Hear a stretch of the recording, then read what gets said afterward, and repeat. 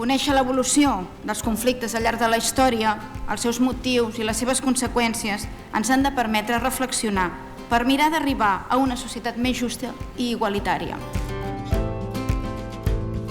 Potser una de les línies més volgudes per nosaltres és aquesta línia de treball sobre les memòries subalternes, però també perquè els col·lectius als quals es refereixen són col·lectius que sempre han d'estar reivindicant-se i sempre han d'estar lluitant. The struggle for the inclusion of persons with disabilities goes hand in hand with an academic struggle of historians to write the history of persons with disabilities, and this has to be done, and also the memorization has to be done with the inclusion of voices of persons with disabilities.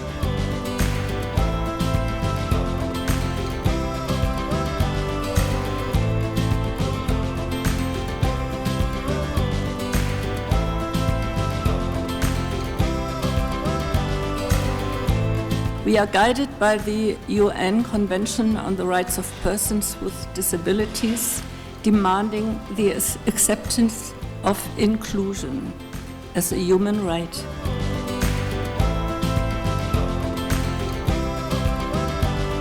The whole of the society is needed to change our society for the future, and that is our recommendation for the way forward.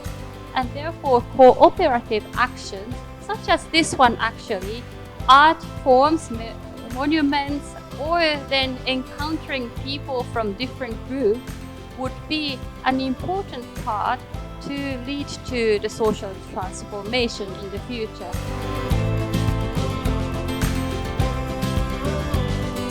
El que vam descobrir en poc temps va ser que aquells nanos, quan els ficàvem en situacions diferents, quan els hi creàvem diferents exigències o ens mobilitàvem pel carrer o fem alguna cosa, aquells nanos reaccionaven d'una manera diferent, no es limitaven simplement a fer allò que els hi dèiem.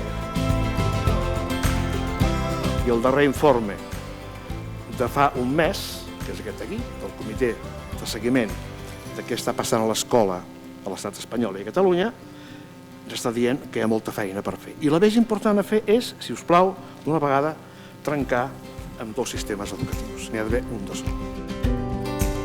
L'ALAT és una associació que es va crear l'any 2015 per un grup de famílies i per un grup de professionals, perquè anàvem veient que hi havia una convenció de drets que realment tenia molt ben escrits els drets que tenien els nostres fills o les persones amb discapacitat, però la veritat és que eren vulnerats dia a dia i que no es complien. L'assistència personal continua sent no una assignatura, per mi és l'assignatura pendent.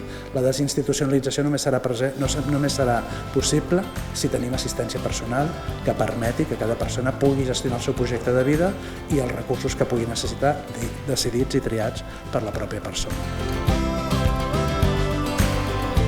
Trobo que les persones amb discapacitat són poques les que fem política, o estem en partits polítics, hauríem de ser més.